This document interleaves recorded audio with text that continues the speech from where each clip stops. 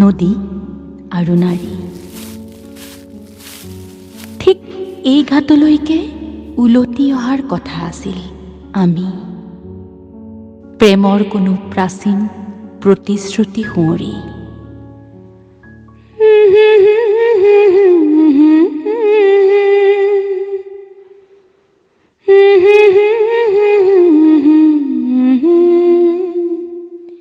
মই গুণগুণ গান এটি হৈ উৰি ফুৰাৰ পৰত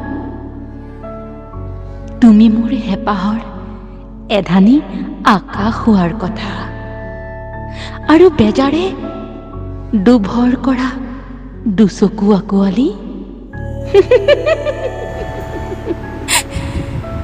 খিলখিলি হাঁহি এটাৰে তোমাৰ অভিমানৰ প্ৰতিটো গাঁঠি মই খুলি দিয়াৰ কথা আছিল।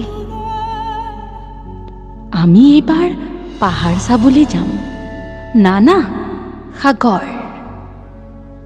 পাহাৰ উদাৰ উমাল, না সাগৰ, সাগৰ চঞ্চল অথচ ইমান গভীৰ। লেখীন এনে কত বাদ বিবাদ আত্মিক সুহুৰি হৈ বিয়পি ফুৰিছিল বতাহৰ সুৰভিত। কিমান কথা আছিল এয়া শিলত কাটি ৰখা সময়ৰ। না, কথাটো নাছিল কোঙা সময়ত জীৱনৰ বাট হেৰুওৱাৰ।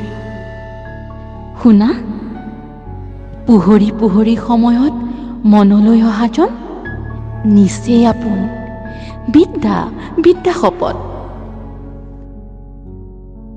পোহৰি সময়ত মই সততে এখন নদীৰ কথা ভাবোঁ। নোহোৱা কথাবোৰৰ ডিঙা মেলি দিবলৈকে নিজাকৈ এখন নদী লাগে, যাৰ নাম বিষাদ নদী। প্ৰতি নাৰীয়েই হয়তোবা কেৱল এখন নদীৰ প্ৰেমত পৰে, খুব গুপুতে মোৰ দৰে।